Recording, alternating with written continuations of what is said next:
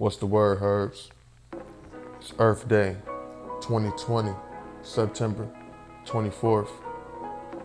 It's your boy Cy Bud. I'm back at you with another episode of Fighting Words. So check it out. We're anticipating the Doubleheader event.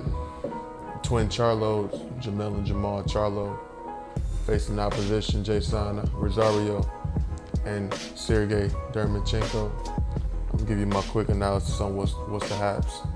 Let's start off with Jamal Charlo, Sergey Dermachenko. A lot of people look at this fight as being the toughest fight of the event, but the way I see it as KO, Charlo, mid to late rounds. If not, decision, Charlo. He definitely knocks down Sergey a couple of times. I think people look at the aggression of Sergey Dermachenko and they say it's gonna give Jamal Charlo all he can handle. Sergey Dermachenko is a hungry opponent, well decorated, well seasoned. And they look at his last outing with Gennady Golovkin, and they look at that and say, okay, well, he gave Gennady Golovkin those problems. He's gonna give Jamal Charlo those same problems. But the way I see it, nah. The size of Jamal Charlo. People look at the hard time that Jamal Charlo had with Brandon Adams, and they anticipate that that he'll have the same problems with Sergey Dermachenko. But the fact of the matter is, Brandon Adams and Dermachenko aren't as similar as people would like to think. Yeah, sure, they have the same type of height and dimensions, but Brandon Adams is a very, very strong and sturdy fighter who knows how to get really low. If you actually seen him train, you've seen him run on his hands and feet together pretty fast, you know what I mean? And, he's a guy who knows how to lower that center of gravity and counterpunch. And that's not really Sergey's game per se. Sergey's game is to evade punches on the way in and attack to the body and head. I think two different game plans. I don't see Charlo getting frustrated with Sergey Dermachenko the same way he got frustrated with the more slick and crafty Brian Adams. So what it's going to end up being is being more of a meeting in the middle and meeting with firepower. And I think that's where the fight is going to be played. It's going to be a game of firepower. These guys ain't going to go in there boxing. Jamal Charlo ain't going to go in there boxing. He knows what he's dealing with. He's going to fight firepower with firepower. And the fact of the matter is, Sergey Dermachenko don't do the best backing up. He's not at his best backing up. And that's what he's going to have to do. We've seen Sergey get dropped by many of opposition. He got dropped by Triple G. He even got dropped by Danny Jacobs. And I think the physical, imposing presence of Jamal Charlo would just be way too much for him to handle. They're going to trade back and forth. And the fact of the matter is, we've seen Sergey get hurt before. We've seen Sergey get dropped. Never seen Jamal Charlo get hurt. Never seen him get dropped. He's a strong, imposing presence. And when it comes to fighting firepower, I think that the more sturdy opponent will be Jamal Charlo. I got that fight going by either KO or by stoppage for Jamal Charlo. All right, let's get to the real meat and potatoes of it. Jamel Charlo and Jason Rosario.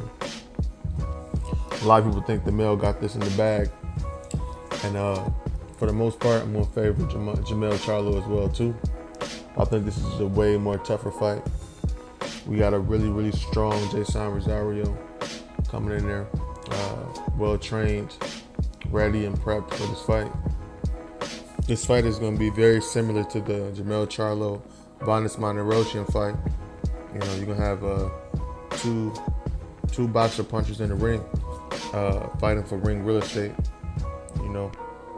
A lot of trading, not necessarily a lot of exchanging, but a lot of trading of big punches, to fight for the real estate of the ring, because Jason Rosario is definitely going to want to push and get the center of the ring and push Charlo to the ropes and push him to the outer ring, outer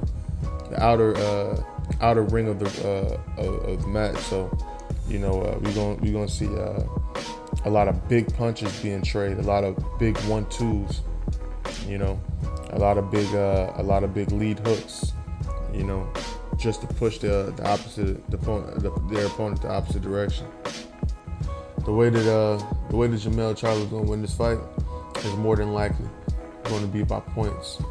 He's gonna have to move around that ring and use his legs, because Jason has the height and the recent reach advantage. And one thing that Jermell doesn't want to do is he doesn't want to trade with this guy. He don't want to sit in the pocket and trade with him. He definitely don't want to get caught trading and then pulling out of the action and catching something on the back end of it. That's the last thing he wants to do. That's going to be the honeycomb hideout for Jason Rosario. Trade with Jermell Charlo. Trade with him. Catch and shoot. You know what I'm saying? When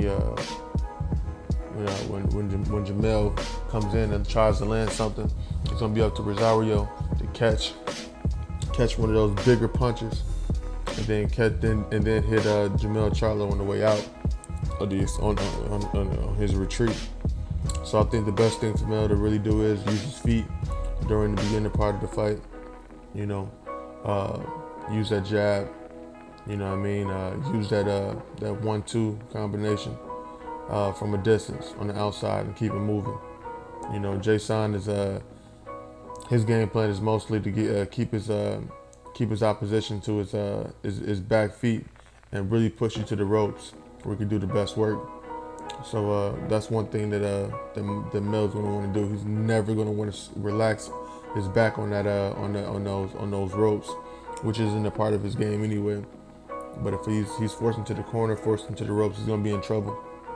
If he finds himself with exchange, finding himself in trading with Rosario, he's gonna be in trouble, especially early. He doesn't want to trade with him. He wants to stick and move, stick and move. You know what I mean? The fact of the matter is, Jermell Charlo got a good pair of legs on him. He's gonna have to use that to his advantage. He's gonna want to do the most. He wants to do most of his work on the in and out. His in and out game is gonna have to be on point, going up against a well-trained and well-prepared Jason Rosario. Jason is capable of being hurt, but the fact of the matter is, if he catches him, he's gonna have to catch him on the way in. Jason's way in. Jermell has to catch him on his way in, making those sloppy attacks and hit him between that leaking defense, and then possibly he may even be able to stop him late. But I think for the most part, his best way of winning this fight is on the stick and move. Don't trade with this guy. He's too dangerous. It ain't worth it. You know what I mean? So all in all, I got the easy fight being the easier fight, because neither one of these fights are easy work. But I got the easier fight going to Jermell Charlo with Sergey Derevyanchenko. I got that as a mid to late stoppage, or just clean KO. In favor of Jermell Charlo. In the case of Jermell Charlo and Jason Rosario, it's gonna be a real nail biter. I'm not gonna 100% say that Jermell Charlo's gonna win this one. It's a good chance he might get hit with something and possibly even hurt for the first time. But if he plays his cards right, he should come out with a clean, unanimous decision, or possibly a late stoppage against Jason Rosario. I'm Syph Bud, and this is Fighting Words.